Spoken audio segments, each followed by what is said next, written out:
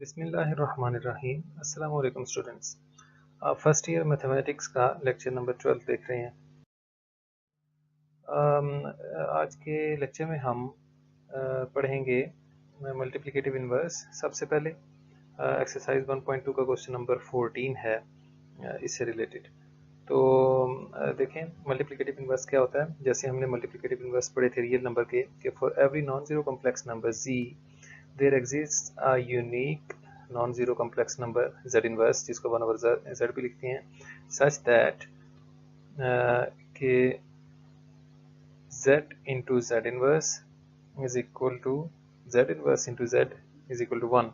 यानी वो दोनों नंबर कैसे होते हैं कि उनको आपस में मल्टीप्लाई किया जाए तो आंसर 1 आता है।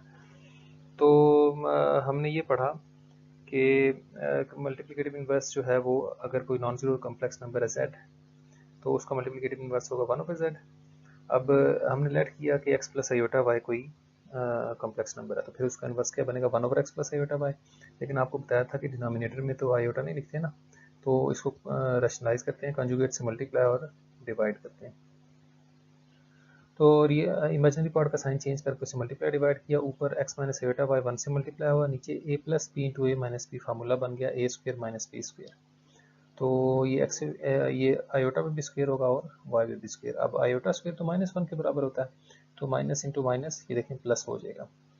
तो ये अलग अलग कर लिया, x के नीचे भी x square plus y square लिख लिया, और माइनस का जो आयोटा वाई था उसके नीचे भी x square plus y square लिख लिया।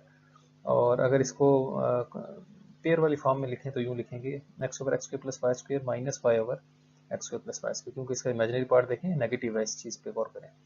तो अगर आपको एमसीक्यूज में पूछा जाए मल्टीप्लिकेटिव इन्वर्स ना, तो ये फार्मूला याद कर लें, इससे जल्दी से निकल आता है। अब क्वेश्चन नंबर 14 एक्सरसाइज 1.2 का, उसमें ये दो पार्ट्स हैं जो करने हैं। तो पार्ट 1 आपका होमवर्क है, पार्ट 2 मैंने यहाँ पे किया है कि √2 और -√5 आयोटा वाली फॉर्म में लिखें तो √2 माइनस आयोटा √5, तो z इनवर्स होगा 1 ओवर z। इस तरह से उसकी वैल्यू पुट की और कंजुगेट से मल्टीप्लाई डिवाइड किया। देखें माइनस था ना, प्लस से मल्टीप्लाई डिवाइड किया, ऊपर वाला तो 1 से मल्टीप्लाई होकर एज इट इज आ जाएगा, नीचे a minus b into a plus b बन जाएगा a square minus b square. तो √2 का स्क्वायर 2, आयोटा का स्क्वायर ये आ गया, और √5 का स्क्वायर 5।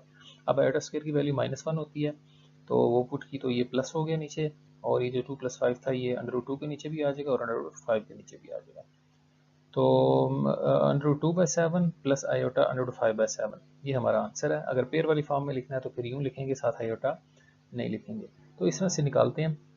अगर एमसीक्यूज में ये क्वेश्चन आते हैं तो डायरेक्ट आपने x की जगह √2 पुट कर देना है और y की जगह -√5 पुट कर देना है, तो ऑटोमेटिकली आंसर आ जाएगा।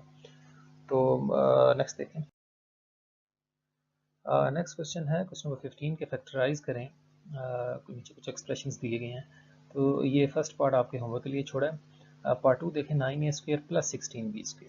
अब देखें कि फैक्टराइजेशन जो हमने सीखी थी बेसिक, उसमें a² माइनस b² हो ना, तो उसको तो हम स्प्लिट कर सकते हैं a plus b into a minus b. लेकिन ये देखें ये तो दरमियान में प्लस है, तो हम इसको a² माइनस बी² वाली फॉर्म में लिखने के लिए ना ऐसा करते हैं, इसको माइनस इंटू -1 लिख लेते हैं ताकि दोबारा पॉजिटिव हो जाए। इसका फ़ायदा ये होगा कि ये जो -1 हमने लिखा है ना, इसको आयोटा का स्क्वायर बना लेंगे, क्योंकि आयोटा स्क्वायर हमें पता है -1 के इक्वल होता है। तो ये बन जाएगा 9a² minus iota square 16b²। अब देखें आधा काम हमारा हो गया कि दरमियान वाला साइन जो है वो नेगेटिव हो गया। अब ये देखेंगे कि 9a² किस चीज़ का स्क्वायर है, तो वो 3a का स्क्वायर है, और ये वाला जो है ये आयोटा 4b का स्क्वायर है। 4 का स्क्वायर 16 होता है ना। तो अब देखें फार्मूला बन गया ना, x² माइनस y²। क्या फार्मूला होता है, एक दफ़ा x प्लस वाई और एक दफ़ा x माइनस वाई। तो यूँ ये फैक्टराइज करना है। इसमें भी इसी तरह से करेंगे, a² माइनस -1 लगा के, और ये 2b का स्क्वायर बनेगा, -1 को आयोटा का स्क्वायर लिख लेंगे। सेम प्रोसेस करना है आपने। फिर उसके बाद कह रहा है separate into real and imaginary parts. तो रियल एंड इमेजिनरी पार्ट्स आपको पता होना चाहिए कि अगर आपके पास कोई कम्प्लेक्स नंबर है ना, z is equal to x plus iota y, तो उसका रियल पार्ट जो होता है ना, ये शुरू में जो x लिखा हुआ ना, ये उसका रियल पार्ट होता है। आयोटा के बगैर वाली जो टर्म होती है ना, वो रियल पार्ट ऑफ z कहलाता है। उसका नोटेशन ये है RE ऑफ z, जो कि इस नंबर का x है। और जो इसका इमेजिनरी पार्ट होता है वो इमेजिनरी पार्ट ऑफ z जो है ना, वो जो आयोटा के साथ टर्म लिखी होती है उसको इमेजिनरी पार्ट कहते हैं। तो कह रहा है इसको रियल और इमेजिनरी पार्ट में सेपरेट करें। मुख्तलिफ पार्ट्स हैं, पार्ट 1 आपके लिए छोड़ा है, पार्ट 2 में ऊपर होल स्क्वायर भी था, तो सबसे पहले होल स्क्वायर ओपन करेंगे, a square plus b square plus 2ab, -2 का स्क्वायर 4 हो जाएगा, 3 आयोटा का स्क्वायर जो है 9 आयोटा स्क्वायर हो जाएगा, 2 2 4 4 3 12, तो माइनस का 12 आयोटा आ गया, नीचे 1 प्लस आयोटा है। तो अब देखें ये जो 9 आयोटा स्क्वायर है, आयोटा स्क्वायर की वैल्यू तो -1 होती है, तो ये -9 बन जाएगा, ये देखें। अब 4 - 9 जो है -5 के इक्वल होते हैं। तो हमने इसको थोड़ा सिंप्लीफाई कर लिया। अब ये आपके पार्ट 1 जैसा बन गया। अब यहाँ से आपने वो काम करना है जो अब मैं करने लगा हूँ अपने होमवर्क में। तो ये इसमें एडिशनल काम था शुरू में। तो इसमें मसला ये है कि नीचे आयोटा आ गया, तो नीचे डिनोमिनेटर में आयोटा वाली टर्म का साइन चेंज करके, यानी इमेजिनरी पार्ट जो है उसका साइन चेंज करके मल्टीप्लाई भी करते हैं और डिवाइड भी करते हैं। तो ऊपर वाले आपस में मल्टीप्लाई हो जाएंगे, ये देखें, और नीचे a plus b into a minus b, a square minus b square का फार्मूला बन जाएगा। ऊपर मल्टीप्लाई करते हैं इनको, तो ये मल्टीप्लाई करने के बाद ये कुछ आ गया। अब देखें ये 5 आयोटा और -12 आयोटा जो है ये -7 आयोटा होते हैं। ये जो प्लस का 12 आयोटा स्क्वेयर है, ये आयोटा स्क्वेयर की वजह से -12 बन जाएगा, क्योंकि आयोटा स्क्वेयर की वैल्यू -1 होती है। तो रियल पार्ट रियल के साथ ऐड होता है ना, -12 और -5 मिल के -17 बन जाएंगे। तो उसने कहा था रियल और इमेजिनरी पार्ट्स को अलग अलग करें, तो -17 के नीचे भी 2 आ जाएगा और -7 के नीचे भी 2 आ जाएगा और आयोटा। तो इसके रियल और इमेजिनरी पार्ट क्या आए, -17/2 और -7/2। तो एक्सरसाइज 1.2 हमारी ख़त्म हो गई। नेक्स्ट एक्सरसाइज 1.3 से पहले कुछ थ्योरम्स हैं जो कि आपके एलपी में शामिल हैं। ये थ्योरम है आपकी बुक के पेज नंबर 21 पे। इसके 3 पार्ट्स हैं, 3rd, 4th और 6th, जो एएलपी में शामिल हैं। तो इनमें कुछ चीज़ें यूज़ हो रही हैं, ये कॉन्जुगेट, ये जो ऊपर बार नज़र आ रही है आपको, और ये मॉडुलस, ये जो वर्टिकल बार्स नज़र आ रही हैं आपको। तो ये क्या चीज़ें हैं, इनको देखते हैं। ये सबसे पहले देखें कॉन्जुगेट क्या होता है कॉम्प्लेक्स नंबर का, कि let z is equal to x plus y iota be a complex number, then its conjugate is given by z के ऊपर ये देखें बार लगी हुई है, is equal to x minus iota y. यानी क्या करना है, कॉन्जुगेट कैसे निकालते हैं, बस ये जो इमेजिनरी पार्ट है इसका साइन चेंज कर देंगे। और मॉडुलस क्या होता है, मॉडुलस देखें, let z be a complex number x plus iota y है, then its modulus is given by, ये देखें वर्टिकल बार्स लगानी है, इसकी नोटेशन है स्क्वायर रूट ऑफ, ये देखें रियल पार्ट का स्क्वायर प्लस इमेजिनरी पार्ट का स्क्वायर। यहाँ पे आयोटा कहीं भी नहीं लिखा हुआ, आप लोग ये गलती करते हैं और एमसीक्यूज गलत कराते हैं कि ये x का स्क्वायर और आयोटा का जो कोफिशिएंट है उसका स्क्वायर है, आयोटा का स्क्वायर नहीं साथ ले लेना, सारा आंसर गलत हो जाएगा। तो मॉडुलस इस तरह से लेते हैं और उसके इनको ज्योमेट्रिकली इंटरप्रेट कर लेते हैं कि geometrically the conjugate of a complex number z is the reflection of z along x axis, यानी x प्लस आयोटा y है ना और x माइनस आयोटा y, यानी अगर x एक्सिस से ऊपर है ये number x plus iota y ना, तो इसका मिरर इमेज होगा x एक्सिस के अलोंग ये z कॉन्जुगेट जो है, यानी उतना ही ये x एक्सिस से नीचे होगा, और अगर ये x एक्सिस से नीचे है तो ये उतना ही x एक्सिस से ऊपर इमेज बनेगा। और the modulus of z is the distance of z from origin, ये जो नंबर है ना square root of x square plus y square, ये बताता है कि ये वाला जो कॉम्प्लेक्स नंबर है ये ओरिजिन से कितने फासले पे है। तो इन दो फार्मूलों के ज़रिए देखें प्रूव करते हैं अपने थ्योरम्स कि for all z z1 z2 belonging to the set of complex numbers, जो फर्स्ट हमारा पार्ट है third, z into z conjugate is equal to modulus of z का स्क्वायर। तो एक नंबर लेट कर लिया x प्लस आयोटा वाई, तो उसका कॉन्जुगेट क्या होगा, x minus iota y, sorry ये ए बी नहीं है, x minus y iota, just imaginary part का साइन चेंज करना होता है हमने। तो लेफ्ट हैंड साइड लेते हैं z और z कॉन्जुगेट को मल्टीप्लाई करते हैं, z की वैल्यू थी x प्लस आयोटा वाई और z कॉन्जुगेट की वैल्यू है x माइनस आयोटा वाई। इनको मल्टीप्लाई करेंगे तो a plus b into a minus a square minus b square का फार्मूला बन गया।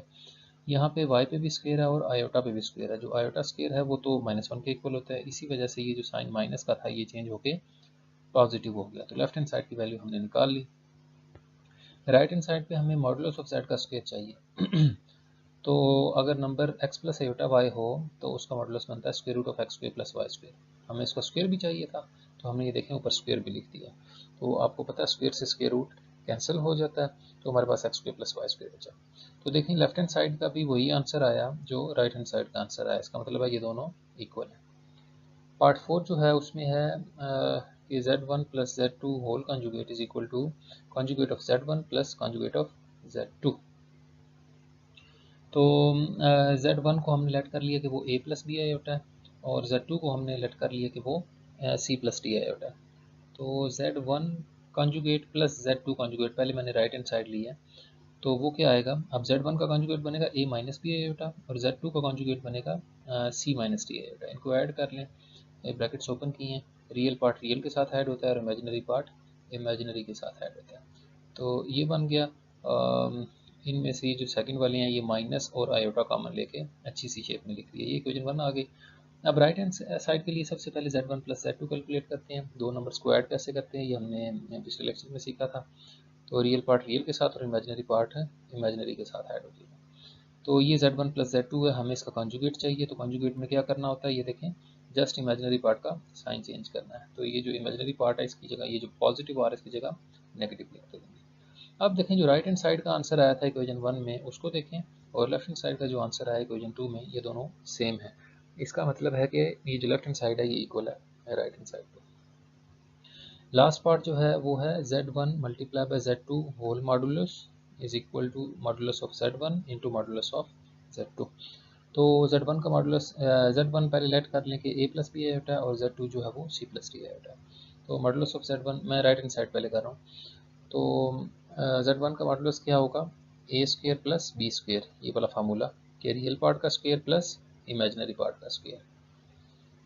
तो इस तरह से आगे, और z2 का जो मॉडुलस है वो क्या होगा, c square plus D square. तो इनको मल्टीप्लाई करते हैं राइट हैंड साइड के लिए, ये देखें इनकी वैल्यूज़ को मल्टीप्लाई कर दिया, और ये चूँकि मल्टीप्लाई हो रहे हैं तो एक ही स्क्वायर रूट के अंदर लिखे जा सकते हैं। और ये जो अंदर वाले को मल्टीप्लाई करेंगे, पहले a स्क्वायर इन दोनों से मल्टीप्लाई होगा तो ये दो टर्म्स आ गई, फिर b स्क्वायर इन दोनों से मल्टीप्लाई होगा तो b square c square plus b square D square आ जाएगा ये। तो ये हमारी इक्वेशन 1 आ गई, हमने राइट हैंड साइड को सॉल्व कर लिया। लेफ्ट हैंड साइड के लिए सबसे पहले हमें z1 इंटू z2 की वैल्यू चाहिए, तो z1 और z2 को मल्टीप्लाई करते हैं, ये z1 की वैल्यू थी और ये z2 की वैल्यू है। सबसे पहले a इन दोनों से मल्टीप्लाई होगा तो ac प्लस ad आयोटा आ जाएगा, ये देखिए। फिर b आयोटा मल्टीप्लाई होगा तो bc iota plus bd iota square, ये। अब आयोटा स्क्वायर की वैल्यू -1 होती है, इस वजह से ये टर्म का साइन माइनस हो जाएगा और ये माइनस का bd बचेगा, तो उसको रियल पार्ट के साथ ऐड कर दिया, और ये जो दो इमेजिनरी थे इनमें से आयोटा कॉमन लेके लिख लिया। अब इसका मॉडुलस लेते हैं। मॉडुलस लेने का क्या तरीका है, ये लिखा हुआ फार्मूला कि रियल पार्ट का स्क्वायर प्लस इमेजिनरी पार्ट का स्क्वायर। तो a c minus b d इसका square plus a d plus b c जो है उसका स्क्वायर। यहाँ पे x minus y whole square का फार्मूला लगेगा, x square plus y square minus 2xy, और यहाँ पे x plus y whole square का फार्मूला लगेगा x square plus y square plus 2xy। तो यहाँ पे आप देख सकते हैं कि ये 2abcd पॉजिटिव और 2abcd नेगेटिव कैंसिल हो जाएंगे आपस में। तो हमारे पास क्या बचा, A square C square plus A square D square plus B square D C square, ये वाला, और फिर बी स्क्वायर डी स्क्वायर, इसको अरेंज करके लिख लिया जैसे ये आया था। तो इक्वेशन 1 और 2 को देखें, दोनों की वैल्यू सेम है, यानी इसका मतलब है कि अगर दो कॉम्प्लेक्स नंबर को पहले मल्टीप्लाई करके बाद में मॉडुलस लिया जाए या पहले मॉडुलस लेके बाद में मल्टीप्लाई किया जाए, दोनों सूत्रों में आंसर सेम आता है। तो ये कुछ थ्योरम के पार्ट्स थे। यहाँ आज का लेक्चर खत्म हुआ, नेक्स्ट टाइम हम इंशाल्लाह एक्सरसाइज 1.3 करेंगे।